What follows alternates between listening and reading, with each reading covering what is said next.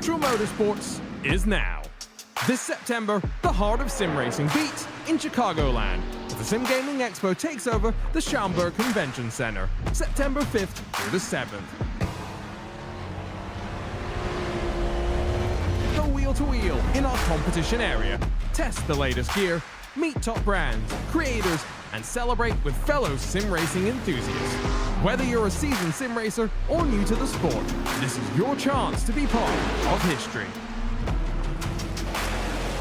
To purchase tickets and see the full exhibitor lineup, visit SimGamingExpo.com.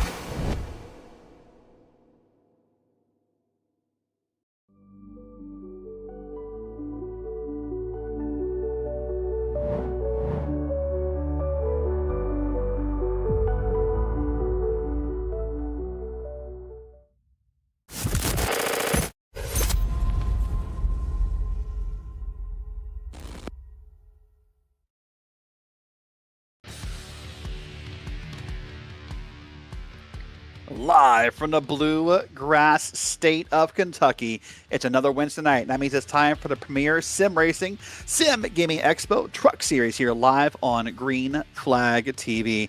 Welcome, everyone. My name is Derrick Watson. I'm joined in the booth tonight by Sky Shrek, one of our newest commentators to the channel. Evan Posocco has the night off. Well, Sky, here we are. A track maybe not commonly used both in iRacing and, of course, not used in real life anymore. The Kentucky Speedway. This could face a challenge to some drivers who maybe have not raced here a whole lot. Yeah, there are definitely going to be some drivers in the field who aren't as familiar with this track, seeing as it isn't raced in the official series at all much anymore. The only real experience you can get on it is in leagues, and it's quite a unique mile and a half too. Pretty wide racetrack with some varied banking, provides a lot of challenges for these drivers. Yep, so you see here we are, July 30th at Kentucky. Only one U this week in Kentucky, so we've gotten that fixed temporarily. We've heard some of the feedback about the spelling of Kentucky in the schedule. Next week we go on a road trip up to New York for the Watkins Glen Cup race, where we'll be out there using the NASCAR layout. Then Richmond, Milwaukee Mile, and Darlington round out our Season 2 schedule here for the Sim Gaming Expo Truck Series. We'll take a look at the points. Drop weeks are in effect. Every driver gets one drop week out of the first 9 races. So now the points look less with those drop weeks in. Richard Regan Jr. holds a 20-point lead over Steve Baker. Brad Holly's back in third with O'Brien and Sink in your top 5. Matt Gagnon, Robert Barney, Andrew Sharp, Ted Lowendick, who's not racing tonight, and Jeff Evans round out your top 10. And then, Sky, we take a look at the team points. This is a different format here. Obviously not a surprise. Typically, if your driver is leading the championship, your team is probably leading the team points championship. Yeah, you've got Regan Bogue Motorsports sitting on top with Wonneback Racing and RBM Blink less than 100 points behind. And then it's a pretty decent gap back from about 4 through 6 there. Precision Racing, Rapid Theft, Tabula Rasa, they're all really close back there in the points. Yep, everyone kind of hanging on, hoping for points. Grinds is back there. Regan Bogue Developmental, and more. That's a look at the points. Well, before we get into tonight's racing act, we're going to take a moment and thank our sponsors for tonight's event. So let's start off with the Sim Gaming Expo. This is an event that's going to happen here in September, not too far from now. So I hope you will join it along with us. So please get ready for the ultimate gaming simulator experience. The Sim Gaming Expo is bringing all genres of simulation and gaming under one roof. September 5th through the 7th at the Schaumburg Convention Center in Chicagoland. You then can test the latest gear, meet your favorite streamers, and connect with a community that lives and breathes simulation.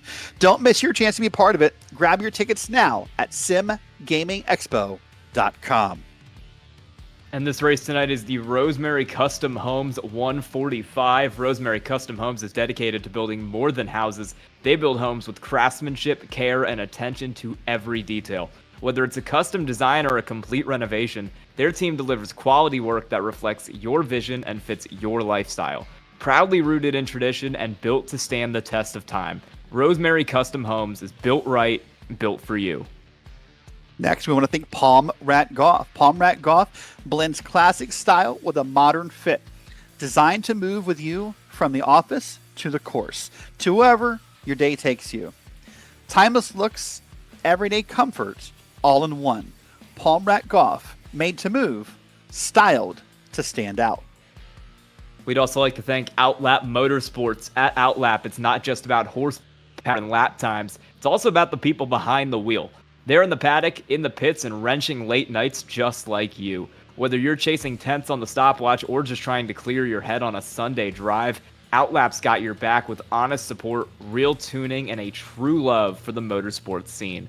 And here's the real talk. Motorsport is more than a hobby. For a lot of us, it's therapy. That's why Outlap proudly supports men's mental health and encourages drivers to check in with each other both on and off the track. Fast cars, real talk, Outlap Motorsports. And last, we want to thank Window Nation. Window Nation is recognized by Forbes as the top vinyl window replacement company in the country. Their energy-efficient windows are designed to keep homes cool during the summer and warm through the winter. They are all proudly made in the heart of the USA. With expert installation and industry-leading quality, Window Nation is the smart choice for any window replacement project. So I want to thank all of our sponsors for helping make the premier sim racing, SimGamingExpo Truck Series a reality. Well, here we are, Kentucky Speedway. As we said, a track that's really fun, really different for a mile and a half here. We're going to watch this 171 and Nick Schwartz, one of our Miracle Flow trucks here. So this is a track, as you're going to watch Nick go around here, Sky, where 1 and 2 and 3 and 4 are vastly different, and you have to drive them differently as well. Yeah, like I said earlier, it's a very unique mile and a half. These drivers are more used to tracks, maybe like Vegas or Kansas, mile and a halves that you see a lot more on the schedule that are much more symmetrical. But this one's very different as Schwartz gets into the wall there going down the front straightaway. That's going to kill his chance at another lap. Your points leader, Richard Regan Jr., is going to come out of turn 4 right now and see if he can set a fast time, get himself up the qualifying board. You'll see as he goes down into 1, it is very different from turns 3 and 4. You got to watch that. He immediately goes to the top of the board in that 56 car, running a little bit lower in this slightly narrower 1 and 2. Yep, he's going to go ahead and call it there. That is the end for Regan. You're right, in 1 and 2 different. You can really almost lay on the throttle, at least more than you can in 3 and 4. About 30 seconds left here in qualifying. Again, that put Regan Jr. up on top. Here's a car in Matt Gagnon in the 14. And I think he's going to call that run as well. So just a few seconds left here in qualifying. Well, here we are. We're going to have a 30-some car field tonight. Sky, what do you expect out of the track? I think we're expecting a pretty good one here tonight, especially with a field size this big. The racing's always pretty good at Kentucky, especially in these trucks. And I'm expecting, hopefully, a pretty good race tonight. Well, I think we are, and I think we're also ready to take a look at tonight's starting grid presented by Profit Python. So you saw live on the feed, Richard Regan Jr. took the pole, a 31.080, barely eking out James Morgan in that 12 truck, only less than a tenth of a second back. Moving back into P3, you'll find Bradley Holly. Now, he's in some Tennessee Volunteer colors here in the state of Kentucky. He's next to the number 2 is Steve Baker, exactly 1/10 off of the pole. P5 goes to Robert Barney, number 26 truck, and he's next to last week's winner, James O'Brien, back in P6. P7 is Mark Kalin, back from vacation from that Alaskan cruise. He's next to P8's Doug Evans, one of our Miracle Flow drivers. P9 is Colton Lane in that very bright multicolored truck, and he's next to Matt Gagnon, back in P10. Rolling off to 11th tonight will be the 3 truck at Jacob Dunn. Jeff Evans goes from 12th in the 51. From 13th tonight, it's Kyle Dewey in the 33. 14th, Andrew Sharp in the 24. In row 8, it's Steve Loving in the 27 on the inside. Nicholas Seraph in the 67 on the outside. 17th tonight's going to be Brian Tope in the 54 with Blaine Adams on his outside in the 32. And rounding out your top 20 will be Dustin Bumgardner in the 16 and Flo Doms in the 113. Going to move back into P21. That's Zach Williams in the Profit Python machine. Next to Nicholas Schwartz back in P22 in that black and green machine. Brandon Walter, RBM Burnt Waffles driver, 999s, all the way back there with Jacob Watson in P24. P25 is Zachary Burnt, and he is next to Mike Toomer Jr. back there in P26. P27, last driver to take a time, Stacy Hunter with the Riding Shotgun Motorsports. Let's quickly take you through the other names not allowed to qualify this week.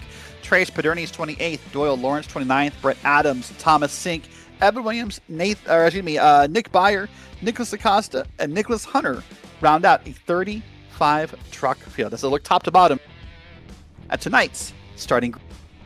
This grid is presented to you by Profit Python, where every second counts on the track and in the world of steals. That's the edge Profit Python delivers. It's the ultimate Discord for deal hunters and side hustlers, with lightning fast alerts on price drops, secret sales, and hidden jackpots before the rest of the world can even catch on. The race to profit is on, so scan that QR code now and join Profit Python. Profit Python, strike fast, profit fast.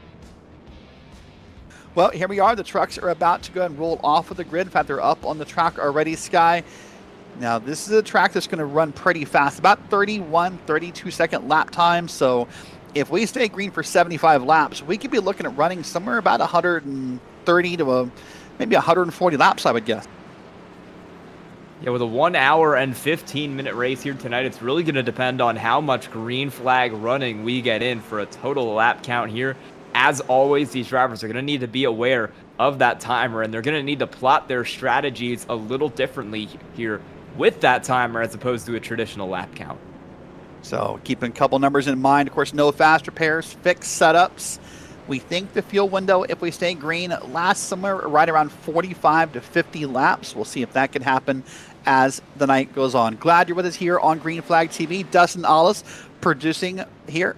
Sky Shrek with me for the first time tonight. I am Derrick Watson. But before we get to tonight's race here, another lap to go. You know what we should do? We should look back to last week. Remind you what happened. Sky was another track we don't use very often. It was over there at IRP, the Lucas Oil Indianapolis Raceway Park. You see a beautiful couple of shots from Mr. Hedge. And of course, you'll see just multiple bits of racing, some good long single file lines of drivers trying to make passes. And all these shots were brought to you by Mr. Hedge, where sim racing is full of unforgettable moments. And Mr. Hedge iRacing Photography can capture them all. From first wins to fresh deliveries to even those crashes you'll never forget, Mr. Hedge turns virtual racing into memories worth sharing. They're clean, they're sharp, and they're made for sim racers. So visit mrhedge.co.uk to get your best iRacing moments in focus. Well, the iRacing pace car leads us around. You look at those shots, and boy, Sky, those really are just some beautiful screenshots, aren't they? Oh, there's some great pictures of some racing last week at IRP. I love the kind of lighting in the background, the way they work with the shadows. Really nice. Yep, so you can get those for any race you have. Just go over to mrhedge.co.uk, and you can find out more information how you can get your moments. There's James O'Brien down there in the little victory lane right there at the bottom of the track. Barney the flagman waving the checkered flag. Well, I think this time by we are going to go. So once again, happy you're along with us. Hope you're excited for 75 minutes of Sim Gaming Expo Truck Series. Your points leader, Richard Regan, will lead us around. He'll wait for the green flag.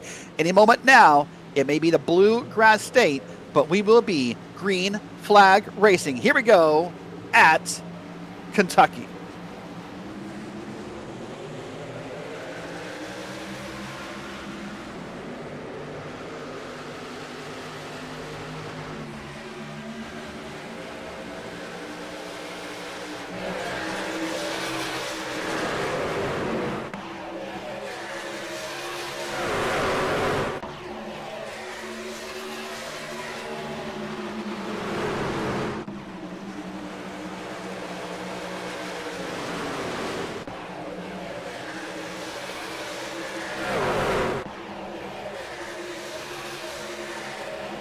Well, as the first lap concludes, you see probably many different lines being used there, Sky. This may be a mile and a half track, but boy, there's no single groove here because that guy saw 5 or 6 different lines being used back to the field. No, you're seeing cars fan out all over the place. This is the battle for 5th right now. We've been pretty consistently side by side up in the top 10. Mark Kalin's trying to work around Robert Barney on that high side. Right now, seems like a lot of drivers are preferring that bottom groove, and the 26 is going to get in the wall, which certainly is not going to help the top. Nope, little wall scrub there, and just like last week when we looked at it and said, hey, that wall scrub may be okay for now, but too many of those, and that wall will start to fight back. No surprise, your race leader sets the fastest lap of the night. Mark Kalin's trying to set up a pass back through the field. Here's Jeff Evans on back here on your screen. So he's trying to see what moves he can make. 2 wide behind him is Jeff Evans. That's Nick Seraph, Blaine Adams, Flo Doms, Kyle Dewey's back there. So a little bit of 2 wide racing here at Kentucky now. Right now, Sky, you'll see some drivers beginning to use that lip down there. It's almost hard to even call it aprons. It's not that long of a line down there. But as this race goes on, do you think people will continue to use that apron for advantage? Well, it'll really depend on how this track changes over the course of the night. Right now, track temp sitting at 110 degrees, so these drivers are going to be pretty conscious about saving those tires. And the easiest way to save tires here is to be careful, run that bottom. I think I'm expecting to see a couple more cars start trying that top as the race develops, but right now, for the first 15 minutes or so, expect to see a lot of cars working the bottom like Mark Kalin is right there. Yep, you see on your screen, nearly 4 p.m. virtual sim time. So likely what I was thinking about that time in my head, Sky, is that it's probably going to get maybe a smidgen warmer before it cools. Only 4 p.m. in Kentucky. That's not a time when the sun's going to break in early August. So it could be with this track, it gets even a little bit warmer before it gets cooler. James Morgan's running the top pretty good right there. He's gotten that car up to second by using that outside lane and holding off both Bradley Holly and Mark Kalin back there in the 184 and the 62. He's been running the fastest lap times on the field the last 2 laps, so that 12 car is trying to make a push to the lead here in the early stages. Yeah, for Morgan, this is probably the closest thing he has to a home track. Morgan, a Southern Ohio native. We'd have to map it out, but I bet if you mapped out Kentucky and Mid-Ohio, I bet Kentucky is a little closer, so this would be his equivalent. And Sky, whenever you're racing at a home track, it doesn't matter if it's just your home track, whether you've raced in real life or not. You always get a little bit more of maybe it's a morale boost, a motivation boost, just a desire boost maybe. You perform a little bit better. And here he goes, passing for the lead. Let's watch this for a second, side by side. A little bit of a bump from Bradley Holly. And Morgan's deep into 3 and 4, and I think Regan's going to hold him off. Yeah, Richard Regan making that high line work. We've seen Morgan specifically be able to hold cars off on that high line a couple times this race. It's going to work for Regan right there. See his in-car on the bottom right, what he is racing, what he is looking at as he races. 12's going to peek down to the inside again, but not much happening there, and he will slip high up the racetrack and lose quite a bit of time. But you see the webcam for Richard Regan looks pretty calm and cool as is usual. Got a file behind him. It's Regan, Morgan, Holly, Baker, and Barney. Your top 5 as they run right here. And about 5 minutes in, seen a little bit of beating, a little bit of banging, a couple wall taps. That apron still being used. But all some pretty calm racing here despite the hot track. Yeah, we've seen some pretty clean racing as well. No cautions yet. Everybody's been running pretty contact-free up front. Have seen some good pushes up here in the top 5 or 10 cars like James Morgan is doing right now, trying to fight his way around Richard Regan. Didn't work on the bottom, so now he's going to try to make it work on the top. Near contact there with the 56. Both cars keep it straight, but it's a great move to hold off that hard-charging 12 car. Usually we use the term shutting the door or closing the door when someone, moves down and does it. But that was the top lane equivalent of closing the door right there on James Morgan. Morgan wanted to make the pass high, and there's Bradley Holly. That room right there, Sky, those lights always match the theme of the truck. I think on camera they look more red. Now, the story for the truck this week, Brad is sort of ribbing or pranking a friend in Mark Kalin. Mark is a Kentucky native, so Brad purposely had his truck painted in Tennessee volunteer colors just to be the thorn in the bush, so to speak. Yeah, I go to an SEC school, and both Tennessee and Kentucky whooped us last year, so it hurts either way. I love the webcam he's got on top of his headset there, so you can get that real driver's eye view of his monitor as he tries to work his way under James Morgan now for P2. Yep, a view Brad gives us every week. You see the main screen in front of him, the track map to the top right, the telemetry top left. So it may only be technically a single monitor racing per definition. Definitely more of a triple screen experience there for Brad. So I want to thank Brad for that. Of course, Brad always has all the Lego sets in the background, all the cool win posters and the endurance posters. But what a man cave that is of some sorts. for Bradley Holly, but boy, he is all over the back end of that red truck of James Morgan up ahead of him. Morgan barely opens the door, but again, out of 3 and 4, Sky, you really got to stick to the high side. You can't really probably make too many passes on the bottom out of 3 and 4. Yeah, the passes on the bottom were working quite a bit in the first 3 or 4 laps of this race, but I think that started to cool off a little bit. The track is opening up more to some high side moves. The 12 is really sliding off the bottom a little early here. I've seen it a few laps in a row. He's entering a bit later and exiting a bit later as if he's having some trouble sticking that car down on the apron. And it's trouble that Bradley Holly is not having. We'll see if that helps him get that spot here. So, as we look back to the field, you see a couple other drivers. Just Adams on back in the field here. Now, if you're having a moment where you're entering the turn late and exiting the turn late, you're probably using more tires than your competitors, right? Yeah, that you would be, especially when you're kind of struggling to get down to the bottom here, like that 12 car is. It's just not working great right now for that car. He can't seem to make it stick to the bottom, which might be a sign that he is struggling at the moment. As we're side by side back here for P8, you've got Colton Lane there, Robert Barney going at it. Lane looks like he's going to get that spot on the bottom. A lot of tight racing here further back. Yep, here is Flo Doms. It's slow. I think this is going to be what we saw maybe last time by in the back of the camera shot. I saw a few drivers kind of all scatter very quickly out of turn 2. So I'm suspecting maybe Flo may have been one of those drivers who kind of scrubbed the wall and kind of made some panic. But let's wait and see. Watch this here on the play. Up out of the corner. Oh, hello. Got in the back into someone, hooked him up there. This is actually out of turn 4. And now Flo is slow. I believe he's got the truck back up to speed, though. But likely some serious damage to this truck here. So that was Nick Saraf who he got into the damage with behind Flo Doms right now. Watch this traffic here. What happens? Here's Doyle Lawrence going around. Jacob Watson wants to get on by. Williams wants to get on by. And I think that's going to be Nick Byer back there. So, boy, it really does look like Flo Doms is just off pace after that contact. Yeah, Saraf dropped a bunch of spots too. You saw him slow on the top, hit the wall again as Flo Doms got passed by everybody else as well. He shot straight to the back of the field. That is a heavily damaged 67 car. And he's actually bringing it into the pits now. So Nick Saraf is going to have to make a green flag pit stop to fix some damage from that early incident. Yeah, unfortunately, well off cycle. So who knows what may happen from here? Likely pitting under green at Kentucky. Pardon, will give you a lap or 2 down. So here's your leaders, Richard Regan and others going around. By the way, Bradley Holly has finally made that pass on James Morgan. Mark Kalen's up to 4th. Pardon me. Steve Baker is up to 4th, and there is James O'Brien, last week's winner, involved here. So pretty calm up here. Back now side by side. That first battle. There's Jacob Dunn.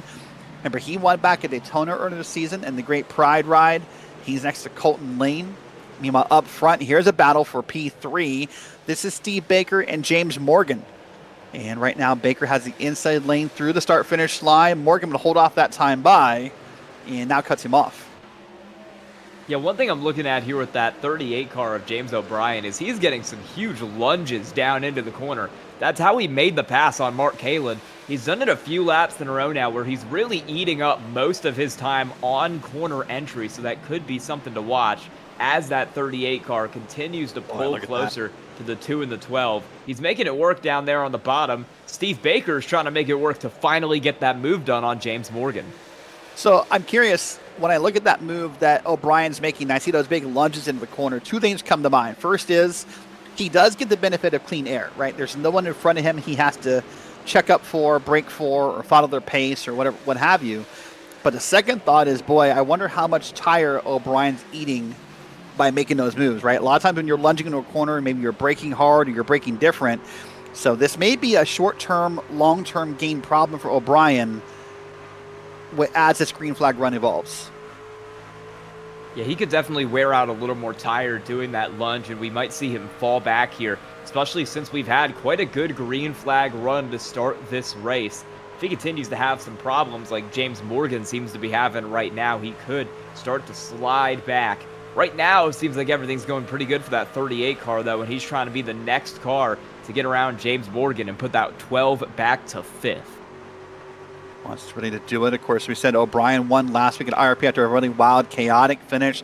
Involved a couple bumps. And so, there's Colton Lane slow. Wait and see what may have happened here, but he is, I think, picking up the pace a little bit here. But that car is he's going to have to come down and get some required repairs. You're right, that car is massively broken. So for now, sticking to the top here, and wants to get around. Let's see what happened to him. Contact with Robert Barney. Man, little contact too, and that truck just shot up the hill. Yeah, had a little bit of net code there between those two, and might have been okay, but the 60 with a pretty hard overcorrect is what sent that thing into the outside wall and it junked that car. Like you said, going to be a meatball for him. You see it there. Just a little bit of a twist, but it sent that 60 to the Shadow Realm. Yeah, good news for the 60 and for others. That truck stayed up in the top lane. So damage done, unfortunately, but at least, we kept it green. We kept everything moving forward, and no one else got involved. Here's the battle again. O'Brien and Morgan. O'Brien's trying to set up the pass on the bottom lane. Now he moves up top. Gets back in line for 3 and 4. And he's just going to be patient and try to bide his time. I was thinking about this track today when doing our notes, and as far as ovals go in NASCAR, or permanent ovals, if you will, this track really kind of came to be and fluttered out very quickly. Maybe one of the quicker ovals to have fluttered out in the circuit. Became really popular in the early 2010s after some awesome Xfinity races here. Made a campaign push, got a cup date, and then like that, it was gone. As far as ovals go, I know we don't use Chicago anymore.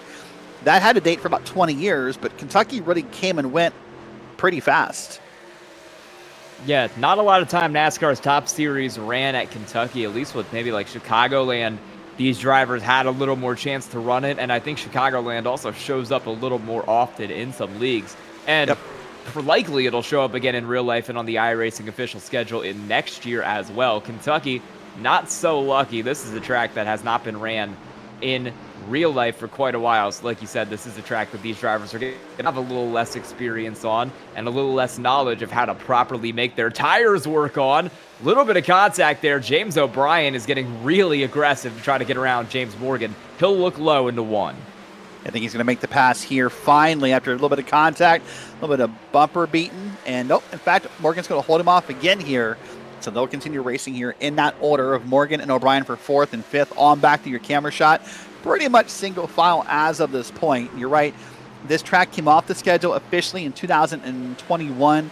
Since been turned into a multi-use rental complex. So as of now, not even really in racing condition for the most part here. I think it still holds a country music festival, if I remember right, as one of its marquee events nowadays. But no racing has happened here any time recently. Back through the field, this is Dustin Bumgarner in a black truck. It's next to one of the Adams trucks. That's the 32. So that'd be Blaine Adams back there in the 32. And they're fighting on through. What I'm happy to say about this track so far, and this sounds kind of backhanded, but it's not a whole lot of wall scrubs. And I got to tell you, from what, the races I watched earlier this week from the C-Fixed officials and kind of watching some people practice, the wall scrubs seem pretty common here, but so far, most people are doing a pretty good job at avoiding that green wall. One thing that helps here is that the corners at this track are wide. They aren't quite as wide as they used to be. NASCAR did actually narrow these turns down at one point, but they are quite wide, especially 3 and 4 in particular is wider than pretty much any 1.5 miles we go to. So that's something that kind of helps these drivers keep it out of the wall. James O'Brien still trying to get that move done on the 12 car, but it continues to just not really work for him. One thing to watch as these drivers make their way around this track is that lap times have fallen off significantly. We're 29 laps into this run, and through the field, lap times seem to be about 1.6 to 2 seconds off what they were at the start of the race. Yeah, in fact, look at it right there in the bottom of your screen. You'll see it. James Morgan, the fastest, 31.533, currently running a 33.2. So almost, 2 seconds off of the pace there. Now, since you said we are about 29, 30 laps in, that means we're only about 10 laps, maybe 20 laps from our first set of scheduled green flag pit stops. But I'll tell you, every time we watch James O'Brien and Morgan, and we watch this attempted pass here, all I can think of is that analogy of like playing with fire, right? Every time they stick that nose in there and O'Brien goes for it, it's just like every time it happens, you're a little bit more and more kind of just flirting with disaster, to quote that old Molly Hatchet song, and Morgan's going to defend the top here. And I think, again, finally might give up the lead here to O'Brien. There's a truck loose in the back. That's Mark Kalin, who I think maybe scrubbed the wall up there, but all is good. He did. He didn't get that thing gathered up till all the way past the start-finish line. That was a moment there for that car. Almost had a moment for the 12 car as well, as he scraped the wall out of the corner, but he's able to hold off James O'Brien. We saw him take a huge lunge into 3 last time to try to get that spot, but he slid up the track and couldn't make it stick. Tires going to become an issue here on both these cars as the run continues. Watch what's going to happen to Kalin. He'll come up out of 4. And there's that dreaded wall scrub, and down the track he goes. Almost clips the grass. And I'll tell you what, had he hit that grass, that probably would have been game over, because that likely would have got that car super loose out of nowhere. And Mark Kalin is struggling more than almost anyone else on these tires. He pushed hard early, has the fastest lap of the race, but now that car is not running very well. One car that is running pretty well is Robert Barney. He's caught up to this battle as the 38 takes another huge send down into the corner and ends up running the 12 into the wall. He'll get that pass done, but I do not think James Morgan is going to be particularly happy about that one. No, I doubt that's going to be a very happy moment now. Barney's going to try and get up here into the bottom of the 12 and gets really close to him, but not going to be able to get in there. But, you know, Morgan's a pretty cool-headed driver. Sky, of the drivers in the roster, and in fact, we saw a bit of post-race contact last week. I would be surprised if Morgan would be the driver to do anything irrational. He might, you know, get back out there and race hard. I don't think he'll be dumb just to be dumb. But, oh, man, now Robert Barney's sticking his nose in there, and Morgan is kind of getting bullied here. Yeah, he's not had a great kind of second half of this run.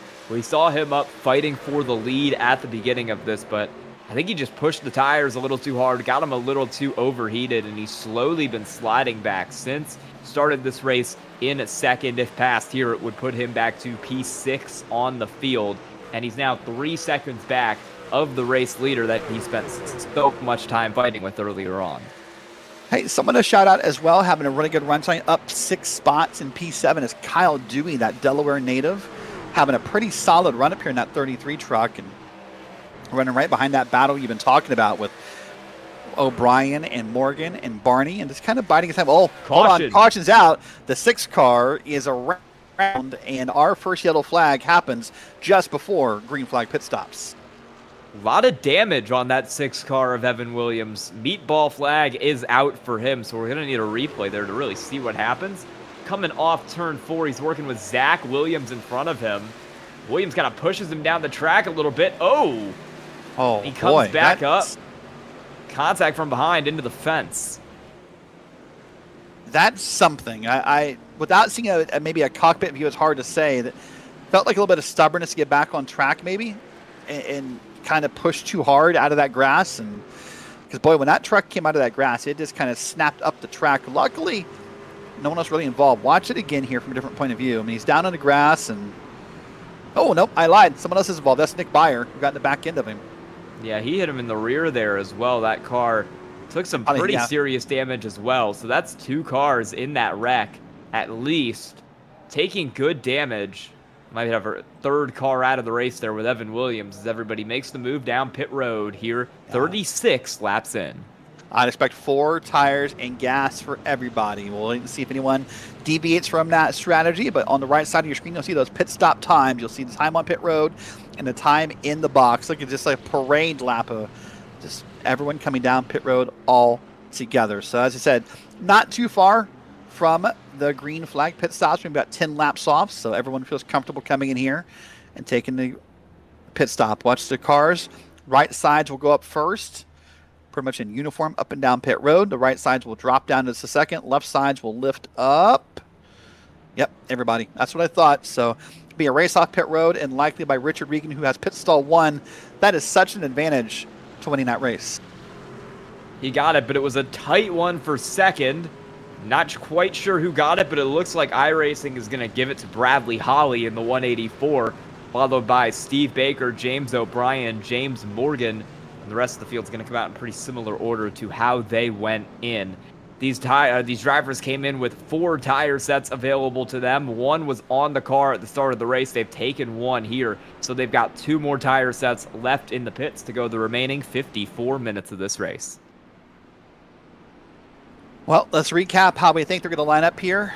It's going to be Regan, Holly, Baker, O'Brien, and Morgan. 1, 2, 3, 4, and 5. So not much different compared to how they're running before the caution. Just some new tires and some different factors going on here. Well, got that run in about 20 minutes or so, about 53 minutes on the clock here before we get back.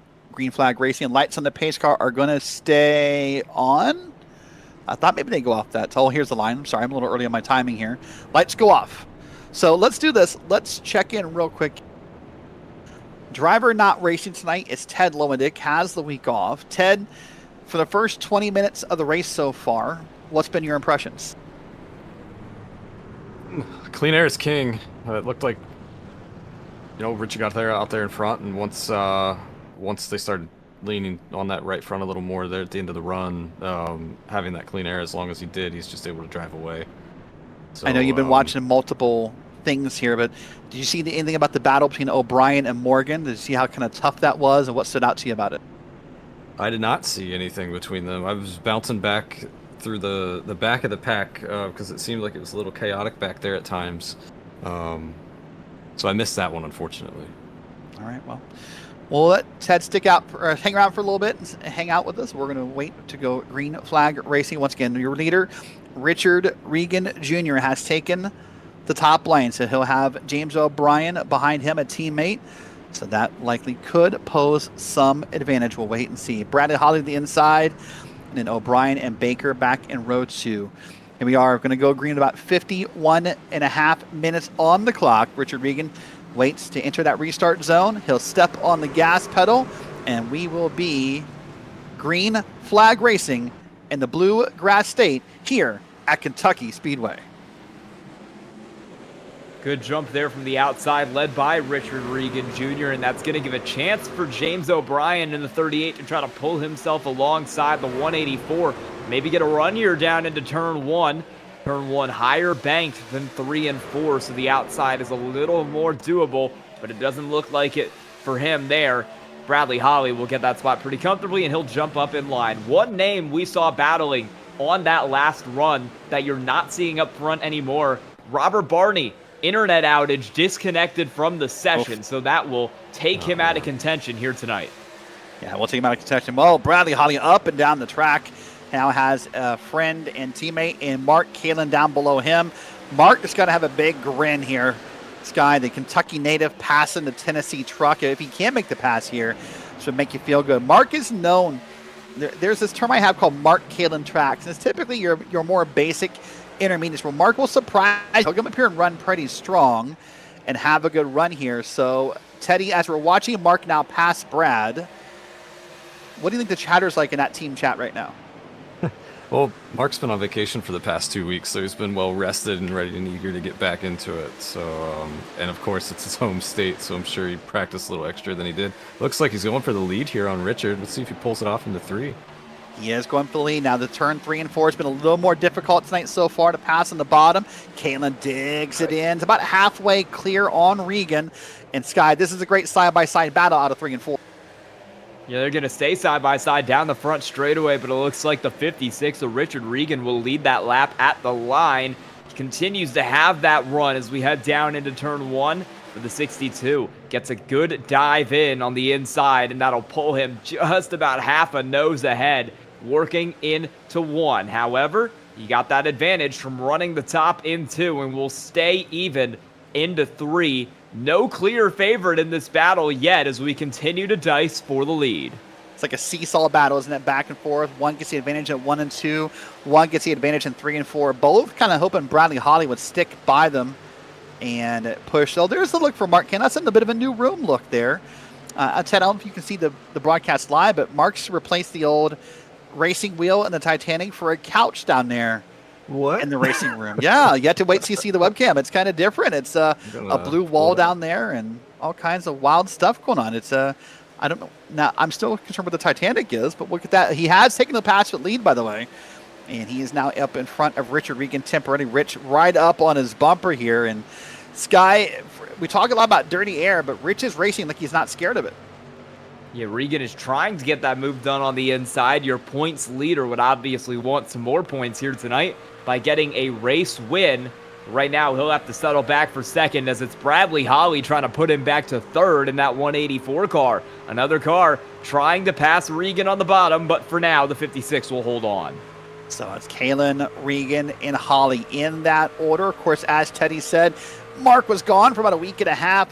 Took himself a cruise out of Seattle up to Alaska and then came back home. So well rested. Looked like he had a bit of a tan there. So I'm sure he enjoyed the cruise and all the features it offered. But man, he's doing good. First race back to lead some laps here in that black and yellow 62. And Teddy, we were having a talk earlier about home tracks. I know for you, it's probably Mid-Ohio would be considered your home track. But when you're racing at home, there's something about that. I don't know if it's a morale boost, if it's just something that happens, or you just want to race a little harder. Yeah, I do agree with you. I was looking forward to. I think we had a bye week when Mid-Ohio was supposed to be for us in the truck, so we didn't get the race there. But I was looking forward to that one. It is. I do believe there is something about when you're at your home state, virtual world, real world, whichever one. There's always that little bit of, I just want to do better, and put a little more effort into it. And yeah, I mean, he's got a little gap here. I hope he's taking care of the tire. He's not going to burn it up a little bit too early here. But he's got the clean air, which is huge. Let's hope he can hold on to it here for a little bit, and we'll see as we get later into the run if he starts to fall back or not. Well, the driver who's not with the home field advantage is Kyle Dewey. We talked about him earlier a little bit ago from Delaware, but he is up here running really strong tonight. Up here right behind James Morgan up in P8 at the moment. So it's Morgan, Dewey, Andrew Sharp up there in 9. Jeff Evans is back there in P10. Jeff is back after having last week off. So a couple returning drivers here. And a little surprised at how Dewey is doing. And it's Dewey just got up high. I think maybe got a small bump from Andrew Sharp. But I was going to say as a whole here, we're seeing this again and again, Sky, where people are just leaning on the back of James Morgan and really just kind of maybe bumping and beating, not turning him, but just kind of making their presence felt. As a driver, besides racing faster, is there anything you can do to stop that? I mean, really, you've just got to kind of try to get away from him here, that or do unto others as they do to you and try to run them off the track yourself. Yeah, maybe not the most advised thing here in the SimGamingExpo Truck Series. In fact, after a little bit of post-race contact, a couple drivers and Baker and Regan already issued warnings for the season. We don't tolerate that here. So, but yeah, at some point as a driver, you have to kind of stand up for yourself. Okay, I'm tired of getting pushed out of the way. I'm tired of getting bullied, and see what may happen. Andrew Sharp in that red, white, and blue truck on the bottom is now battling side by side with James Morgan. Morgan will temporarily pull back in front here, and then Dewey's on back from that. And well, Ted, we saw about a 20-minute run the first time. Things have kind of calmed down again, knock on wood. I know I got I got tagged for the jinx last week, so let's not do it again. But as a whole here, this is kind of what we thought would be Kentucky would. People would spread out, maybe run single file, maybe not, this is not a super speedway, so you're not really surprised the fact we're kind of spread out, right?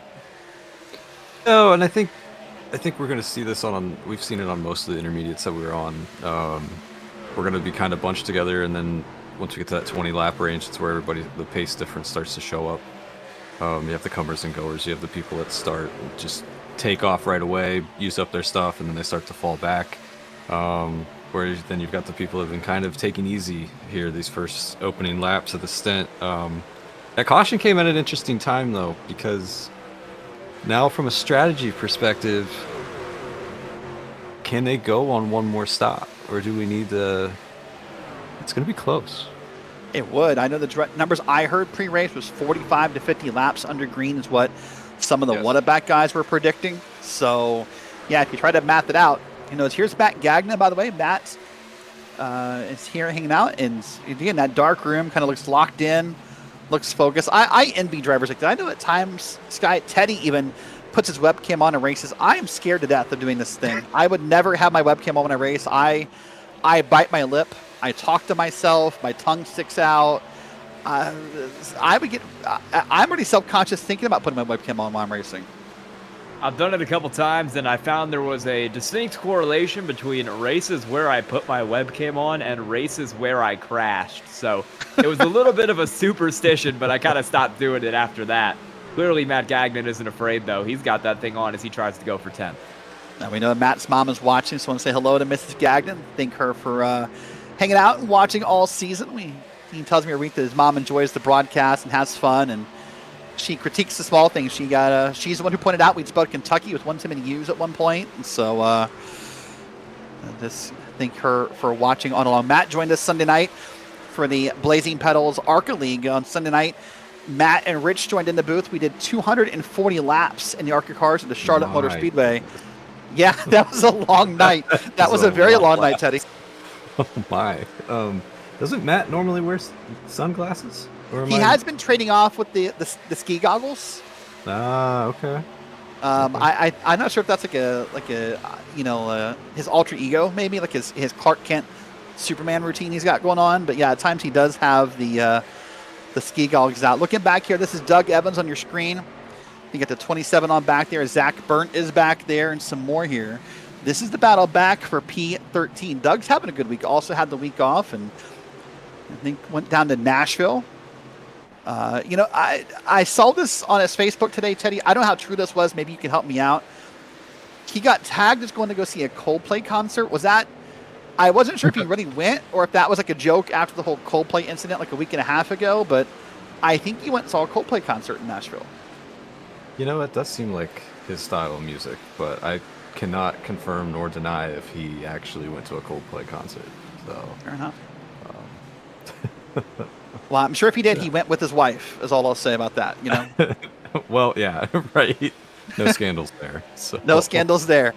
James Morgan is pushing along now. A side-by-side battle with Andrew Sharp and Kyle Dewey here, and Dewey seems to go ahead and pull on around. And Sky Sharp, much like Teddy, is a driver who originally started on the road course side of iRacing and then merged into or found their way into oval racing. So next week we go to the Glen, a very different style of racetrack here.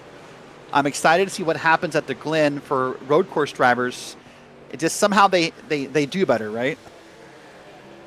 Yeah, road course ringers gotta love those road course tracks. It's a great chance for them to get wins, to get points in any series they run on iRacing. So I expect some of those guys who are better at road courses to try maybe get a little more practice in before that race to make sure that they can get a big win.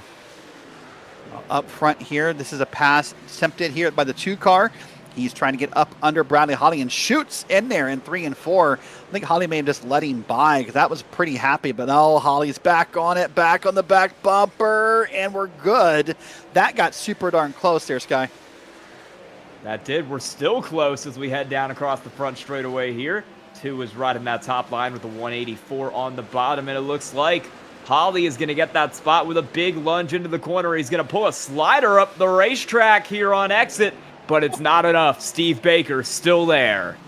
Yeah, Baker's still there. Remember, 3 and 4, typically the driver up top has the advantage. Baker's going to try to come down and squeeze Holly a little bit and make it tougher. O'Brien's going to peek into the picture. Jacob Dunn's going to appear in that picture, as is his teammate James Morgan. So this is becoming a bit of a 5-car battle, and the more they race side by side, the more they would let other cars in. Thomas Inc. off speed here, by the way. Seems to be okay. The truck's handling fine. He's running up there in front of Trace Paderni and right under Zachary Burnt. So possibly a wall scrub that may have slowed that truck down. Let's wait and see. And oh yeah, that's more than a scrub. Near wreck there for that 48 car. Big slide down to the grass. He was one of our biggest movers up here at the race. He'd gone from 31st up into the top 15, but sliding back, he's 16th at the present moment. Yeah, it is 15th back there, so lost a few spots. Dustin Bumgarner on your screen right here behind that bright green truck of Doug Evans, and all seems to be good. A little bit of Zachary Burnt's trying to kind of stop Bumgarner from making that full run there by blocking the top lane. There's Thomas Inc. in the back of that photo. And again, remind you, these with a battle back here for right around P13, P14. See, he'll get that spot. Looks like it's the 28. Yep, a little bit of chirp from the drivers, but oh my gosh, a little bit of a bumper rub there from Thomas Sink to Dustin Bumgarner, and I thought Bumgarner was going to lose it there, Teddy. Yeah, it's getting kind of crazy back here. We're hitting that point in the run where they're, oh man, watching that back on the replays. Oof. Yeah, I'm watching here on the broadcast. Just, oh, yeah. That wasn't a bumper rub. That was like a back quarter panel. I thought he just kind of maybe scrubbed the bumper and wiggled him loose. No, they don't got the back quarter panel. Do you think it's part that we're just getting deep enough to run that maybe tires are different and pace is different? Yeah, I think the right fronts are going to start hurting for some people, and they're going to be really tight coming off the corner. That wall's going to become a lot larger, a lot quicker. And we're trying to make those passes. You just got to be a little more careful on throttle. We saw a couple of runs earlier. People underneath of others, when they get on the throttle, they just go straight up. So you just got to be careful for that. And it's going to space out. And I'm hoping we get a full green flag run here, because that's where we're going to get this pace difference for like a 10-lap stretch. And you're going to have people coming in on the new tires versus the people who are staying out trying to get to the end of the fuel run. And that could be chaos. So I'm hoping we get there, because it's going to be really interesting if we do. Well, Sky, I know you're new to the series, but one of the trends we seem to see sometimes when Mark Cannon gets up front, he'll pace the field.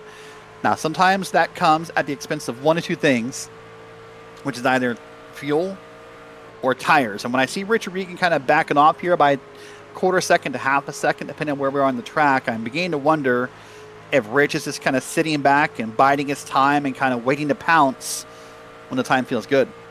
Well, Rich is pretty consistently faster than Mark Kalin is. He's really closing that gap. It was a 33.25 for Kalin last time around, 33.09 for Regan, so about a tenth and a half up.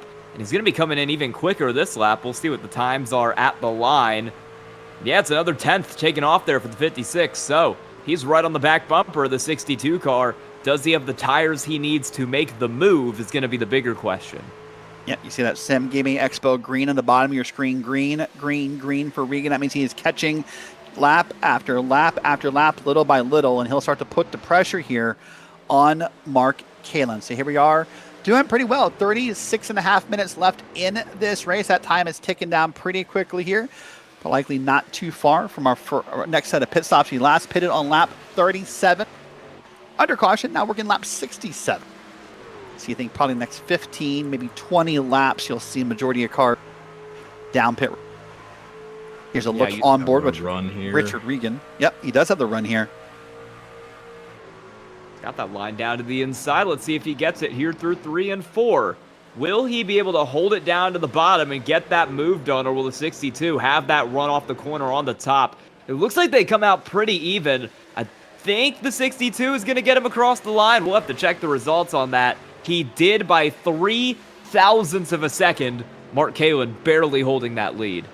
And Sky, look how gentle of a movement there is in that wheel in Rich's webcam for the most part. Maybe a little bit of snap out of the corner, but look how little input there is in that wheel. I often say to people, and I think that if we could see every driver's webcam and we can see how they behave with their wheel, you can often tell how much fun they're having. Because typically, if you're having a night like Rich where you're barely moving that wheel, it means you're probably having a pretty smooth night inside the truck. Yeah, on the contrary, if you're getting loose, if you're slipping and sliding, you'll see a lot more movement out of that wheel with drivers struggling to hold on to it. Right now, Regan seems to be in total control in that 56 car. I said it, he's got faster lap times when he is catching the 62, but this deep into a run, 32 laps in, the question is more, does he have the tire to actually get a run going and make a pass on that 62? That's going to be a lot more difficult than just closing in on him. Looking there on top left of your screen, you'll see laps led so far. Rich is still ahead in 42 to 27, but Mark is slowly catching Emmer Burst. Some bonus points are handed out here in the SimGamingExpo Truck Series, leading a lap. The pole, leading most laps, all factored in, as well as where you finish in the race. So Rich still running pretty strong and still holding a lead over his points competitor back in P3 of Steve Baker. And you see there on the back of Mark's truck, he's still carrying those pillars that were run back at Daytona for the Great Pride Race. And to see that those bright rainbow pillars really stick out there on the back of that truck, Teddy. Yes, they do. I love that little touch that Jeff did on all the trucks. I think it looks great. Mark's showing why he's an irritating person to have to pass. He defended well there a couple of laps ago. Yeah, he's gotten a lot better ever since I first started racing with these guys. Mark's no slouch now, so it's good to see him up here running up front, and I know he's irritating Richard, and I think Richard's game plan here, if he can't get around him, it's going to be to pit one lap early. I would put money on that's what's going to happen here, if they don't have to pit again. I'm not sure, but I believe that Richard, if he can't get around Mark by passing him, he will try to pit one lap before. I suspect that to be the case as well. But I get lots of flack for what I say in the commentary. So irritating as a driver, that's Teddy Lowendick. He's in the PSR Discord. You can look him up. I did not use the word irritating. I have my. I got tagged last week for that little caution at IRP. The drivers have not let me live it down a week later. So irritating, Teddy Lowendick. So I just want to point that out there. But it's a backhanded compliment. So yeah, backhanded was the word I was going to. Yeah, that's more on the backhand, less on the compliment, I think, in some ways. But Ted does bring up a valid point. There is such a way as a driver to be a menace, to be irritating, to be annoying as making them pass you. Now Rich is going to try it up top here. Is Rich just getting that impatient, do you think? Well, if he can make the move work, it won't be impatience. It'll be a good move. Huge dive in here for the 62. Is he going to keep that thing on the bottom? I am surprised by how well he did there. That was a great corner for Kalen to keep that thing on the bottom of the track and not slide it up. He's really doing all he can to hold off that 56 and showing that he does still have a little juice left in the tires. Although this time he doesn't have it quite as well. And it looks like Regan will get that spot out of 3 and 4.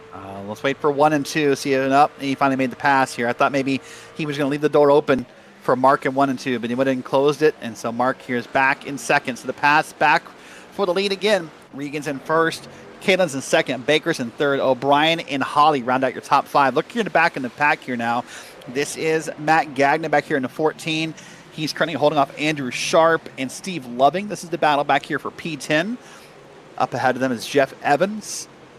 And this battle is a little heated right now. Not in the way of anger, it's just in the way of how hard they're racing. Because Sharp is stuck to the outside, wants to get around here. Meanwhile, back to the front, Kaylin's going to try and make the pass again. Down in the corner, digs it in deep. He's going to try to run Richard up the track. No wall hit, but he'll race him hard. And they're drag racing down the back straight, Sky. For having 39-lap-old tires, I am amazed at how well that 62 car is keeping it down there. The 56 is going to try to take away all his run, though, right on his door through 4, and that'll ultimately be what gets him that spot back. Richard Regan continues to hold the lead. Right now, this is the 40th lap these drivers have run on this set of tires and this set of fuel. We expect they have about 5 to 10 laps on fuel. Now, our kind of ATVO timing projector here is saying we have about 59 laps left to go in the race. So we're going to be cutting it very close on fuel, and I think a lot of these drivers are just going to run it as far as they possibly can and then fill it all the way up to try to make it to the end. Well, and you would think if there's drivers who may be concerned about gas, the first two would be Kaylin and Regan, right? Because they've been racing so hard. It's difficult, Teddy, to both race that hard and save fuel. You would think that drivers maybe like Baker, O'Brien, Holly, Morgan, Dunn, and others, they've more likely been saving fuel. It's hard to race up front and save fuel. Yeah, I'd be curious if anybody's clutching on corner entry to kind of keep the rolling resistance up or down. Sorry, but I don't know if anybody's doing that. I'm just trying to.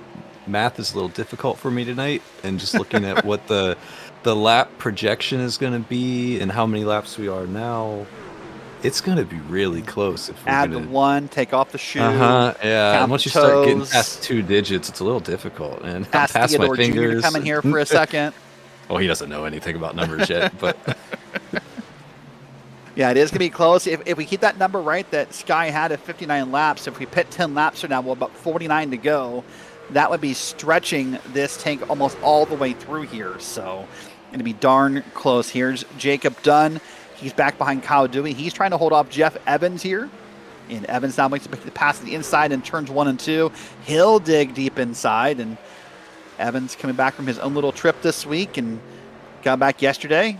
And I think he's going to stay side by side with Dunn. I thought for sure he would have completed a pass there, but not yet.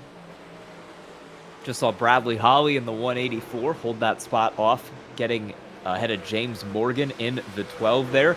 Cars started up in 2nd and 3rd, but have fallen back a little bit here. 5th and 6th right now in this run.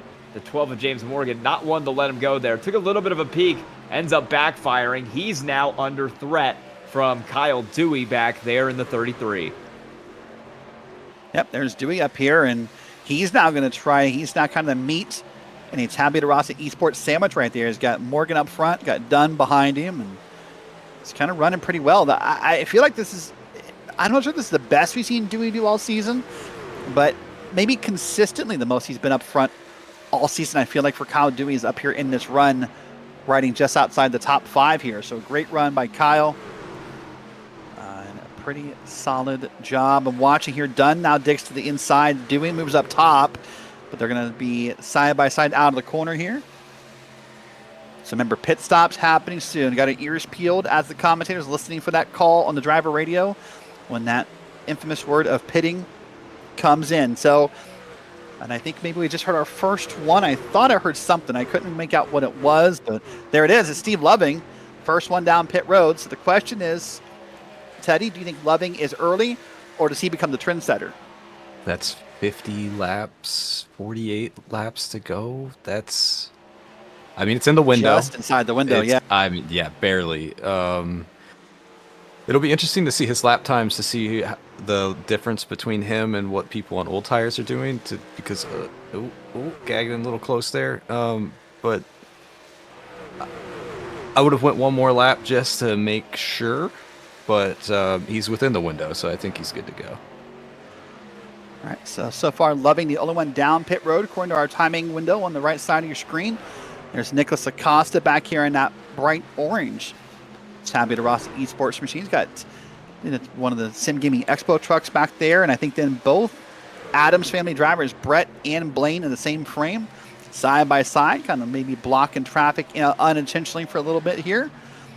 And this will be back through the field. I have heard some more calls of pitting. So this is the battle right here on your screen. That was for 22nd with the Adams family, by the way. Other trucks now down pit road. And I think now that's Dustin Bumgarner.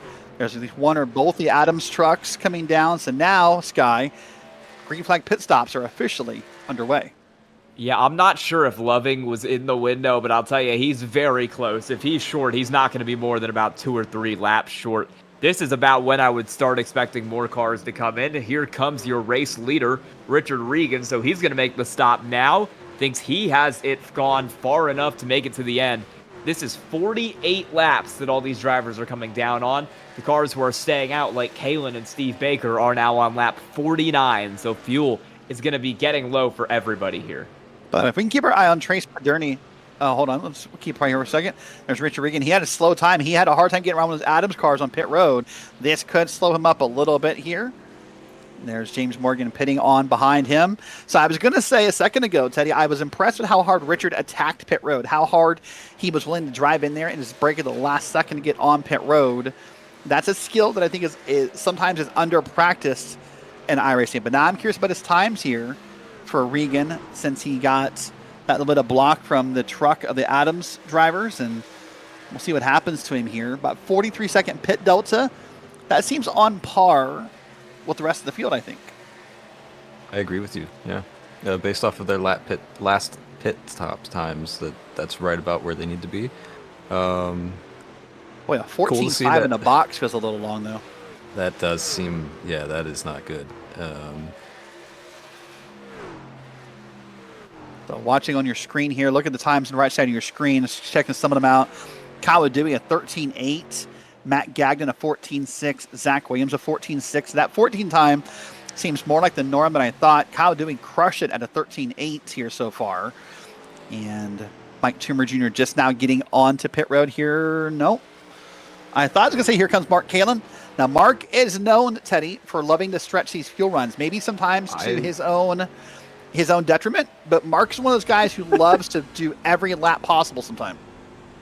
So I was about to say Richard's in the danger zone right now because he's technically a lap down. So, and he's much faster than the people he's passing. So we run that risk of, with the speed delta between the people on tires and the people who haven't, there being one of those risky cautions. So he needs to really unlap himself here before a caution comes out, or pitting early didn't do anything for him and he'll have to go all the way to the back on a wave around. So there's that risk. So right now, Sky, your top 10 are the drivers yet to pit. That's Kalen, Baker, Holly, Dunn, Evans, Sink, Evans, Burnt, Schwartz, and Jacob Watson. So are you surprised that we're this deep in now to the run and we still have cars out there on the track? This may be a little longer than we thought, right? I think so. I think we were thinking about 45 to 50. This is 53 right here, and Kalen is finally going to have to bring that car down pit road. I think this is the absolute maximum of the window. Ooh. I think we're going to see a lot of cars come down here right now. Sorry to cut you off. That was scary. The way that he smoked the tires there at the interior pit road, I thought for sure Kalen may have sped on the pit road, but nope, no black flag. So he'll come down pit road here. And watch it again here. I mean, typically when you see smoke puff up like that, especially after the cone, it's not a good sign, but somehow he got away with that down pit road here. And so far, gosh, I hate saying things like this. I'm going to yell at later.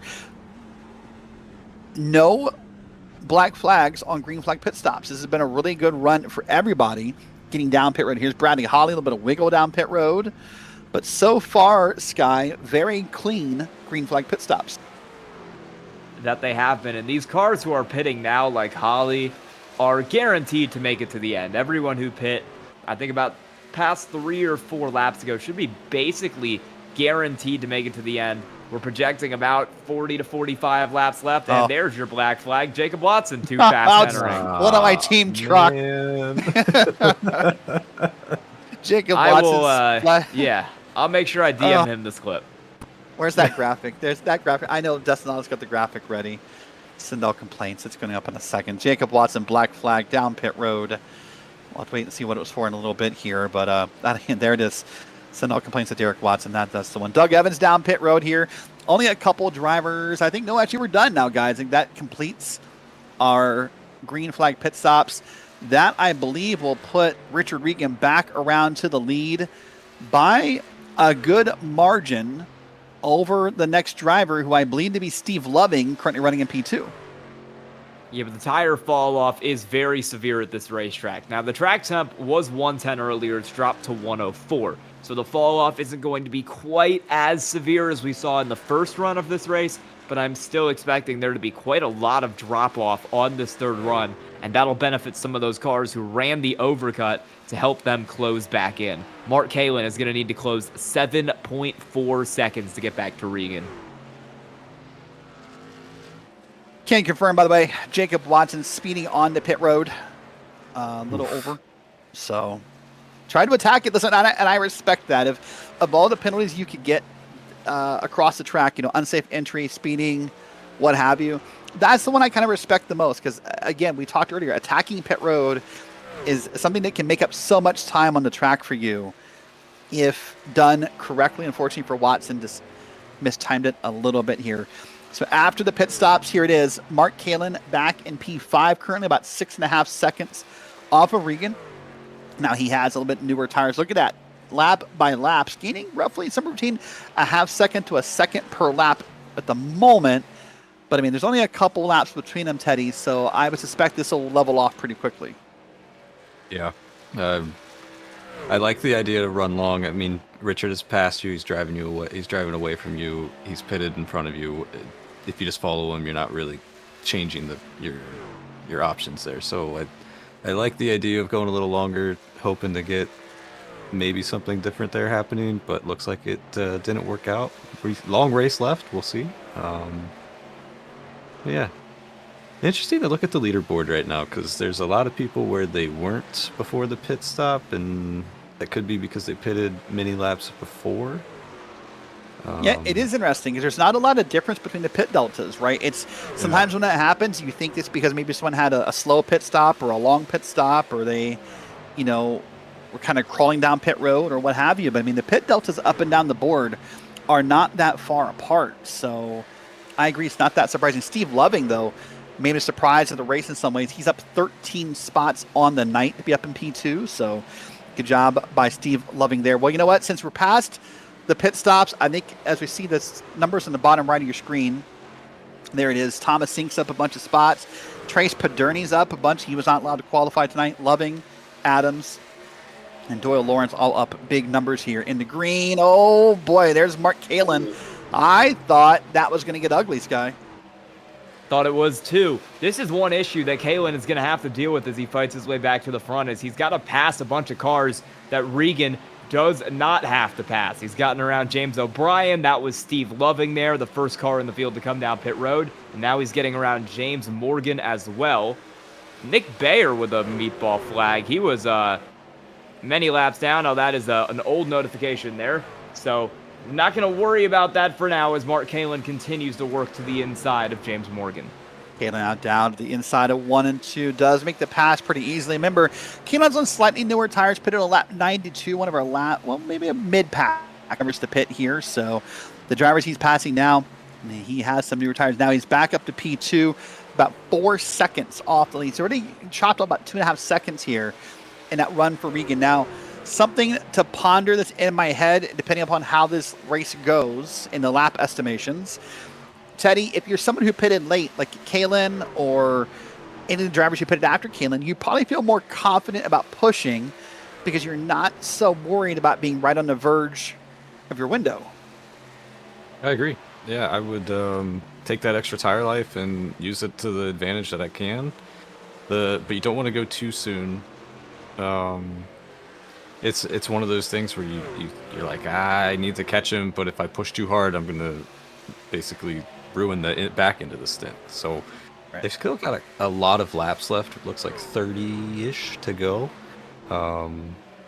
It's going to be fun to see how it plays out. But yeah, this leaderboard's driving me bonkers because people are all over the place.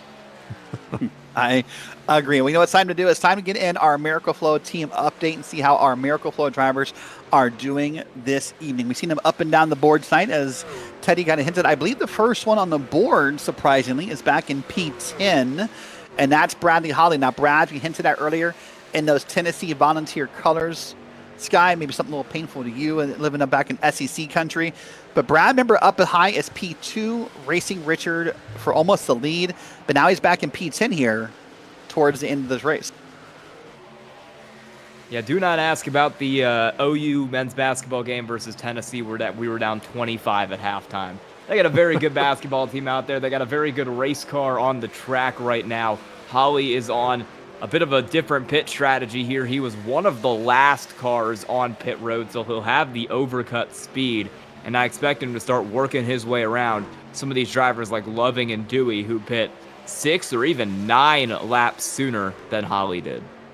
We went back to the field again. You'll find your next driver back, I believe, in P13. That's Jeff Evans, the man I call the heart and soul of Whataback Racing. He keeps himself very, very busy across all activities. And in fact, he's the man responsible for that Tennessee volunteer paint scheme for Bradley Holly. And Ted, a lot of what Jeff does for the team really does matter a lot, both on and off the track. It really does. He's got a lot of skill in the Photoshop area. He's a great guy to hang out and have a nice chat with as well. And then I and Nick McLaughlin have a nice little group chat going back and forth where we send some memes and some videos and have a good laugh. So yeah, a lot of help from Jeff since joining Whataback, and I know he does a lot for the league too. So shout out to Jeff. That's a lot for the league, indeed. Moving back another few spots in P17, you'll find his dad, Doug Evans, in that bright green and black machine. Doug's had a pretty quiet night overall, kind of running solidly up here in the P10 to P17 range, currently trying to hold off a battle with Zach Williams here and Brett Adams on back in this bright green Miracle Flow truck here. Now, Sky, Doug pitted on lap 93. He's one of the last trucks to pit, so I bet he has a little bit more confidence in this fuel run. Oh, he's absolutely good on fuel in that car right now, so he should be he shouldn't really have any problems getting to the end of the race. And because he's got those newer tires and more fuel in the car, he should be able to catch and pass some of these drivers in front of him. Guys like Brandon Walter, Trace Paderni, who pit, like I said, 6 or 7 laps earlier and who are going to be struggling more on both tires and fuel. Yep, see, making a pass there on Brandon Walter. That spot will be, or that pass, pardon me, will be for a spot, will be for a position if he can make it stick here out of 3 and 4 on the bottom. And I think he's going to get around here and then even be up there with Trace Paderni, that black and yellow. They're 3 wide at the line. Let's watch this for a second before we move back to Nick Schwartz. Doug just powers his way through on the bottom, gets through with those tires you talked about, and he is good. Last in this update, by the way, is Nicholas Schwartz. He is back in P27, 1 lap down. Teddy, not the night Schwartz wanted. Kind of surprising to see Nick all the way back in the field like this. Yeah, it really is. It's very uncharacteristic. Not sure if maybe something happened that we didn't see, but yeah, it's a little bit of a bummer for Nick. I know he's been putting a lot of effort recently to try to just get better and be more competitive. So he's probably not happy with tonight's run, but yeah. Currently back there fighting with Flo Doms for the lucky dog spot is Nicholas Schwartz. Well, that is your Miracle Flow team update, where Miracle Flow is more than hair care. It is built for the bold. They were founded in Rochester, New York back in 2015. Miracle Flow was created to elevate both your look and your lifestyle. They're made in the USA and crafted for real performance. And it's also trusted by those who want to show up ready. Whether it's a game time or a night out with your friends, you can feel ready. No shortcuts, no gimmicks, just results. Miracle Flow, because your flow isn't the style, it's a statement. Well, guys, I think the statement being made on the track right now is got to be Mark Kalin. He is closing that gap. It is now down to 2 seconds within Richard Regan. So for a driver that started off 6.5 seconds back after the pit stops, it is closing quickly. Still mostly green every time. Maybe a red here or there a little bit. Now, just where does time fit in this conversation, Sky? I don't know yet, but Mark is trying. He is. I think if I was him, I would want to be picking up time basically every lap here. I mean, I've got much better tires. I would like, ideally, to be picking up, 1 or 2 tenths every time we go around to try to make steady progress.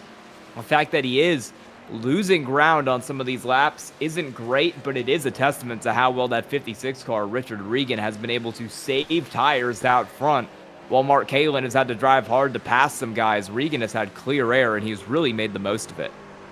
This battle right here on your screen right now, this is Bradley Holly looking on to O'Brien and Morgan. This is important because I don't know exactly what happened, Teddy. A moment ago, I heard O'Brien yell, "not clear," and Morgan said, "Yeah, we weren't a few laps ago either." So I'm not sure exactly what happened there, but apparently we're having a bit of a disagreement over what is and isn't clear. I went back and watched it. Let's just say someone almost got turned in the middle of the tri-oval. So, yeah, these guys they're having quite the battle. Oh, there's some beef going on here. If we had an Arby's sponsor, it would go to these guys. So yeah, we would, right? And this is uncharacteristic out of Morgan. He is racing tough right now. This has got to be the most frustrated driving style we've seen Morgan in PSR or its predecessor. I've never seen Morgan really be that guy to race this way, but he is trying to make a point to James O'Brien right now. And Sky, this comes back to... Go ahead, I'm sorry. I was going to say, these two have been going at it for a while now. We saw a pretty similar battle to this one in the early stages of the race as well. And now, about 80 laps later, same 2 cars are going right back at it. What I was going to say to you as well, remember we had that talk about 8 laps ago about if you're James Morgan, what do you do, right? You're kind of getting bullied. Watch this here. This will be a move under. Oh, my God. That would be the not clear. That's the one Morgan said, yeah, we weren't clear either right there. And he's right. We weren't clear. But Morgan's fighting back. And remember we talked about how you stop getting bullied? That moment right there, that is James Morgan standing up for himself. That's the I've had enough moment, Teddy. Yeah. No, I think at some point everybody... you try to stay as cool as you can, but there's a breaking point for everybody. Well, back through the field here a little bit deeper. This is Mike Toomer Jr. up in the top on that black and green truck. This is a little bit deeper back through the field. This is back here for P23. And on through. We got one of the Williams trucks down there, one of the SimGamingExpo trucks. There's Nicholas Lacoste in the background. Jacob Watson, a couple laps down for serving that pit stop, or that that black flag under his pit stop. Those words are hard, apparently. So some battles happening here back through the field, and all seems to be good here in the moment. That made Brian Tope on the. I said Evans. That's Brian Tope on the bottom. I apologize for getting the truck wrong there. He's making a pass on Doyle Lawrence, and this all seems to be good here. The battle, for at least for the moment, between O'Brien and Morgan has got a gap in it. By the way, you're not missing anything there. O'Brien's kind of driven away a little bit, and that may be for the betterment of O'Brien, Morgan, and, well, the green flag of this race for those guys to get some separation. Mark Kalin is really not gaining as much on Richard Regan as he might want to. That gap only went down by less than a tenth last time around. The 56 has done an amazing job to save tires in clean air out in front of the field, and he's running equal lap times to cars with 5 or 6 lap fresher tires than him. Richard Regan on a mission right now, and he's still holding a 1.7 second lead with 7.5 minutes left to go. Let's check it at the line this time. We'll wait for the lap time. See on the bottom of your screen here. Kalen's still turning that green, but you're right. The times are decreasing here. Now down to 1.8 seconds, just about a tenth per lap. And with about 7.5 minutes to go, maybe about 16 laps to go, it doesn't feel like that would get you close at a tenth per lap. That would get you within drafting range, which would probably give you a little bit more of a ride. So this could get close, but I think now what we're seeing, Teddy, is that tire fall off we thought about where they've kind of evened off. It looks like now there's more of an even playing field here. Yeah, and we know that Mark was pushing hard to catch. He had such a large gap too, so maybe he's burned up his stuff. He's starting to hit that plateau, and Richard's just kind of been out there for a nice Sunday drive, just hanging out. Yep. So. And the good news for a few drivers is we've had a solid race here.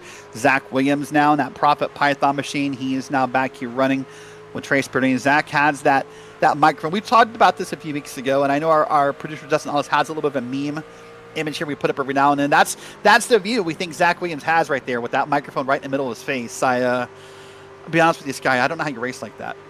It's a little bit of a substitute. You see the metal strip on top of the wheel to keep it center. That's basically what he's got right in front of his face there. He's got 2 of them to help him guide that wheel back to straight. I was waiting for that. Thank you, Dustin. As he continues to try to work on the inside of Trace Pederny. That was me. I'd have to turn that light and that microphone off. That blue light would probably distract the crap out of me. But here he is trying to race to the inside of Pederni. As you said, that black and yellow. And Williams got super loose up in that corner. And I thought for sure was going to tag the back end of Pederni. I think he got in the brakes and let Pederni go. That could have been really bad there in that moment. That would have been, whew, buddy.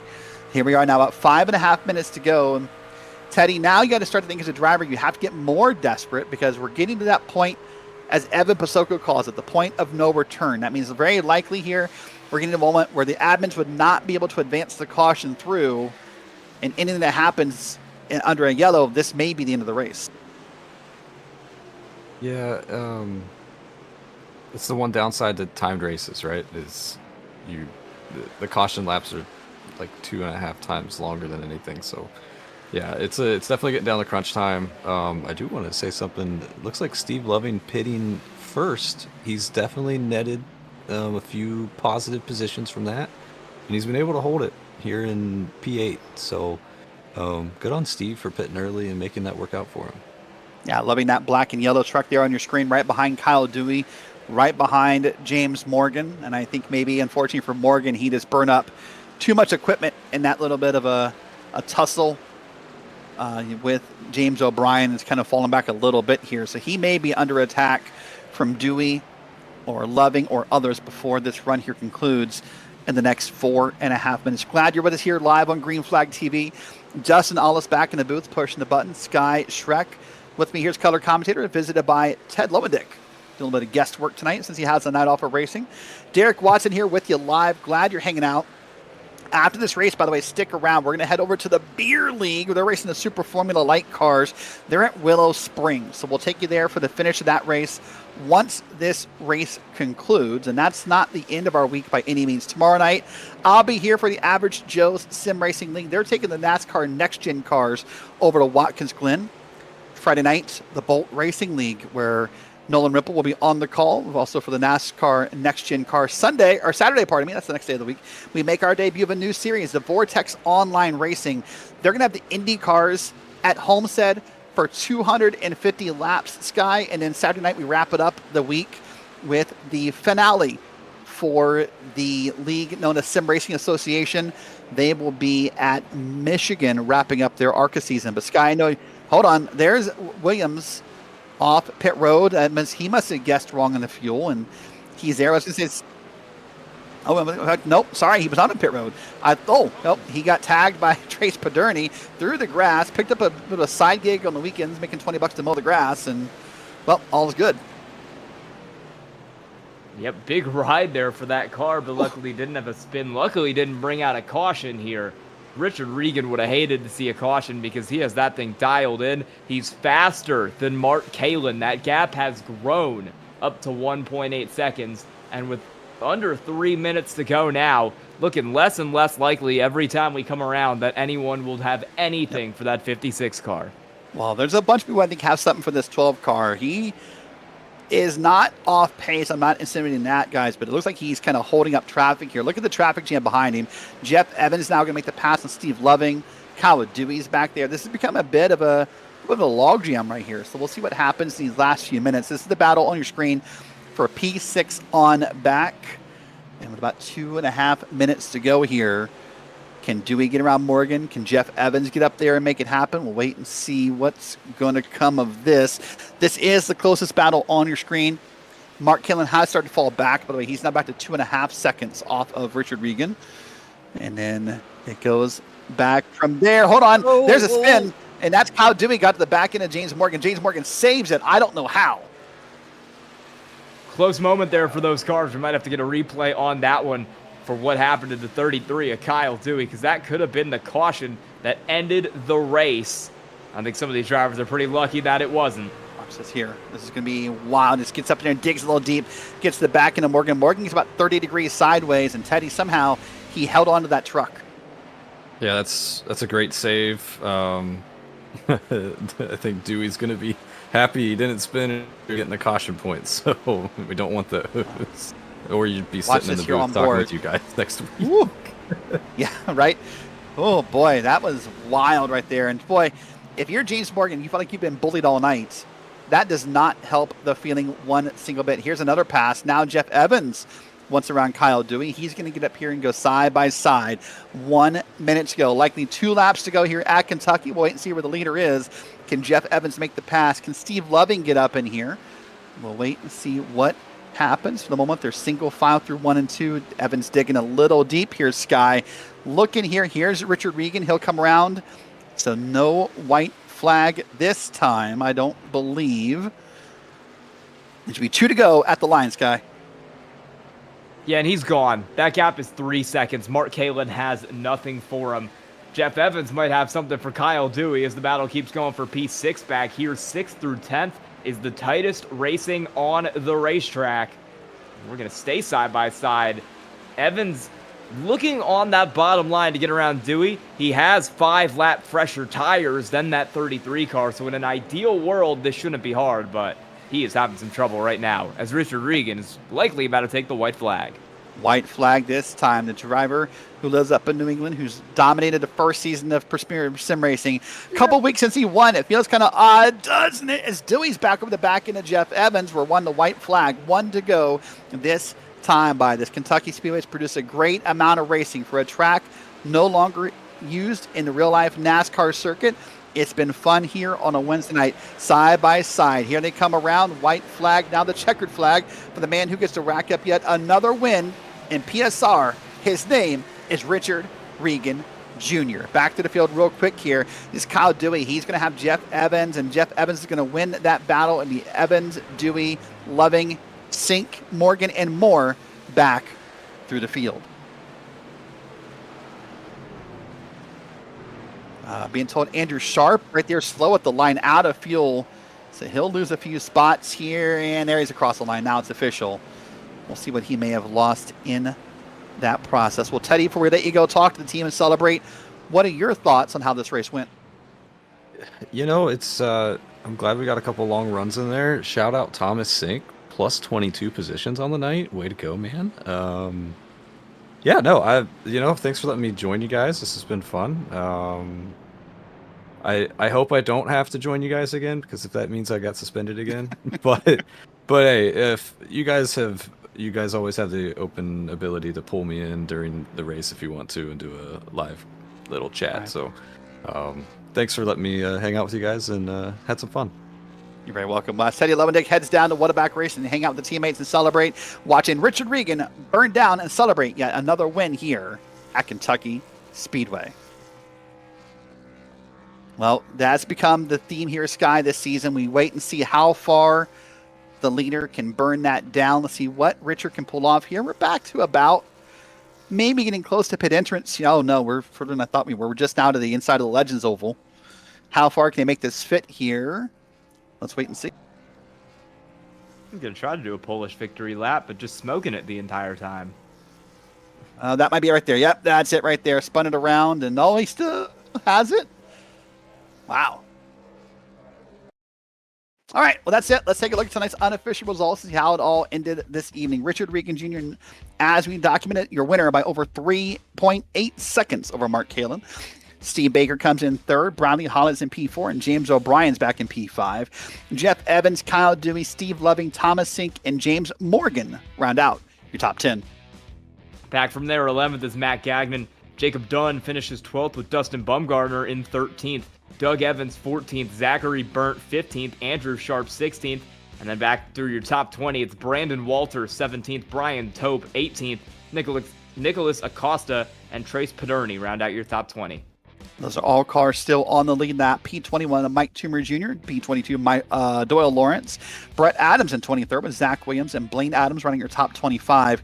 Then cars one or more laps down. Flo Dom, Nick Schwartz, Jacob Watson, Robert Barney, and Stacy Hunter running out your top 30.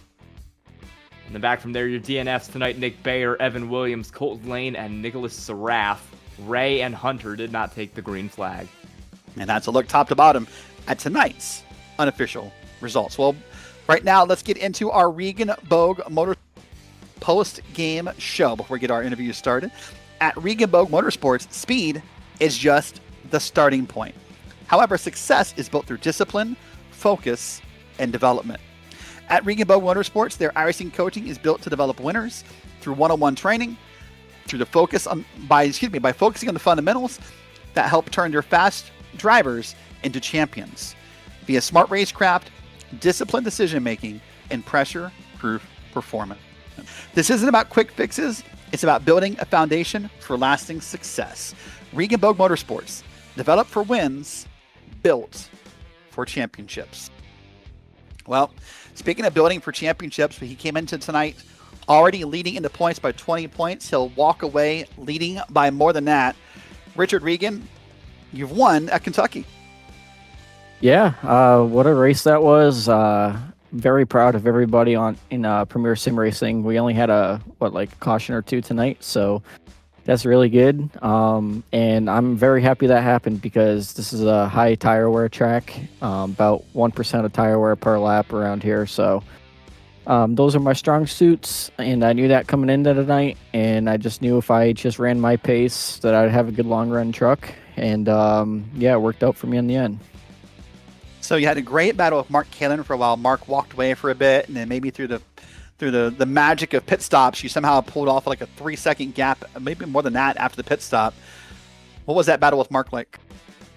Yeah, I knew Mark was going to be aggressive. Obviously, he just came back from vacation, and this is his home race. So I knew that he was going to want to lead some laps, and I was trying to keep him behind me at first on that restart, but I realized how hard he was driving his truck. So as soon as there was a hole behind me to slot in behind him, I just kind of let him go a little bit and just focused back on saving my tires and keeping Brad behind me because you don't want too many guys in front of you with the dirty air. So to save my stuff up for a little bit, and then slowly started working my way back to Mark's bumper, and then we had a good little battle there for 5 or 6 laps side by side, and once I pulled away, I knew I was going to be pitting soon, so I started pushing to get a gap, and luckily they tried the overcut, and it gave me a lot of time to save my tire on that last run.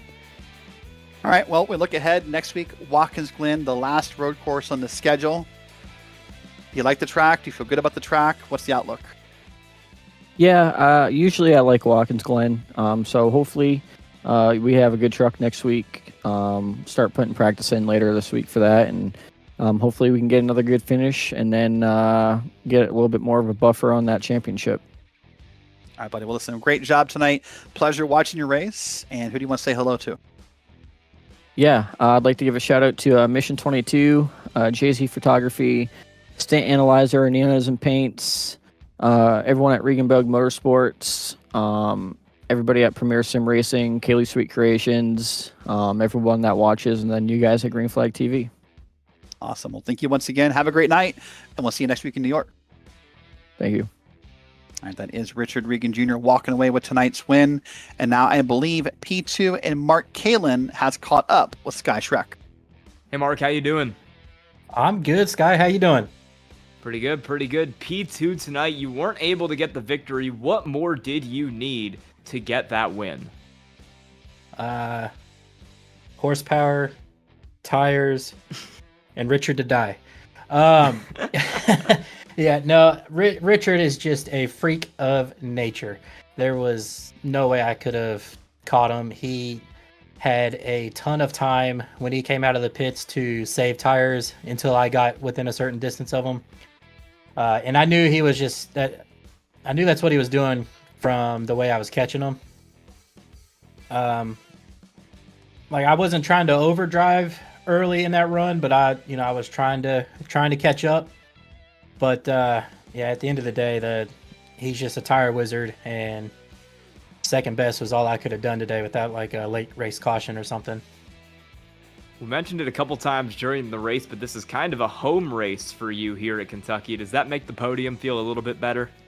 Oh, absolutely. It's 10 times more special anytime you get a good finish at your home track. I'm really sad they don't race here in real life anymore. Still, fingers crossed for the future, maybe. But yeah, it makes it that much sweeter. And personally, after a 2-week break for being on vacation and coming back and finishing second to Richard of all people, I mean that's almost like a win to me. So very, very happy with the effort of the SPR team tonight with Steve finishing third. So double podium for us, and yeah, just couldn't have asked for much of a better race. All right, Mark, who do you have to thank tonight? I got to thank my wife, Megan. She's been watching and supporting me, my dad. And I got to give a big shout out to my friend who recently passed away, who used to always watch my races, is Mark Howe. He is riding shotgun on my door window. So, yeah, hearts out to the Howe family. And love you, Mark. Rest in peace, brother. But, yeah, huge shout out to SPR, What a Back, you guys up in the booth, and everyone at Premier Sim Racing that helps to put these races on. It's been awesome. All right, congrats on P2 tonight, Mark. So, Mark, I have to ask real quick. I'm just curious. Does that shout out include Bradley Holly, who ran your rival colors tonight, or are you leaving him off the list tonight? No comment. Fair enough. All right, well, congrats to Mark there. Let's now catch up the driver who ran in P3. And that is going to be Steve. Having a little bit of technical problem. There we go. We got Steve Baker. Steve, well, you ran well tonight. P3 in that truck. Maybe a bit of a calmer, cleaner, quieter race than last week, but still a very solid podium. Yeah, that was a fun one. Like you said, it was a pretty clean race, start to finish. Not too much going on, so kind of just got out there, got into a rhythm, and got to the end, yeah. So tonight, overall, just P3, I mean, a solid battle up front. What do you think could have been different? Anything that could help you get up front? Yeah, I'm not sure. I think where we were missing was turn 3 entry, so not sure what I could have done different or what I was not doing correct. So, but that's where I felt like I was getting beat. So Mark and Richard were quick for sure, but I had a lot of fun out there. So we look ahead next week to the road course in New York at Watkins Glen. What is your outlook for next week? Yeah, I'm looking forward to it. The Glen's one of my favorite tracks. Had a good year there so far, and the sports car stuff. So hopefully we can contend for something there. All right, Steve. Well, it's always a pleasure watching your race. Congrats on the podium, and we will see you next week. Thank you, guys.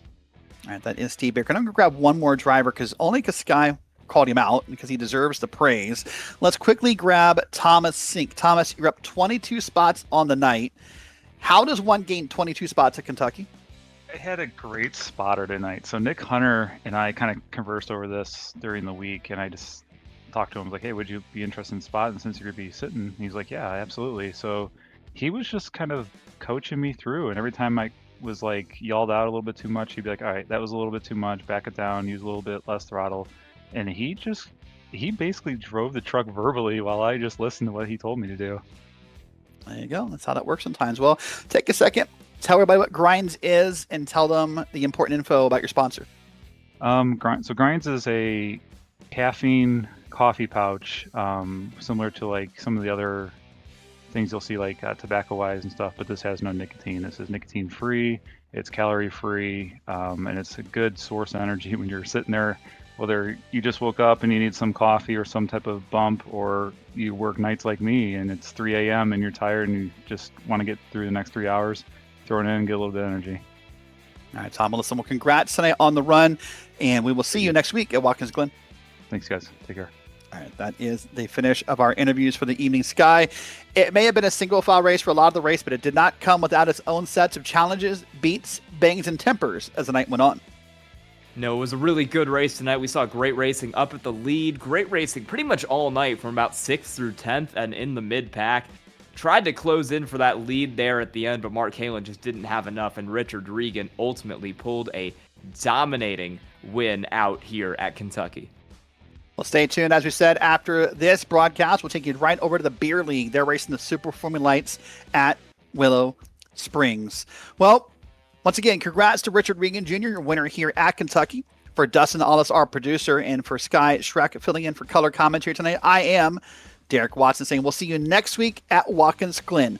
If you missed this race or any race from the Premier Sim Racing Sim Gaming Expo Truck Series, you can catch every race on the Green Flag TV YouTube channel. Once again, congrats to Richard Regan, and so long from Kentucky Speedway.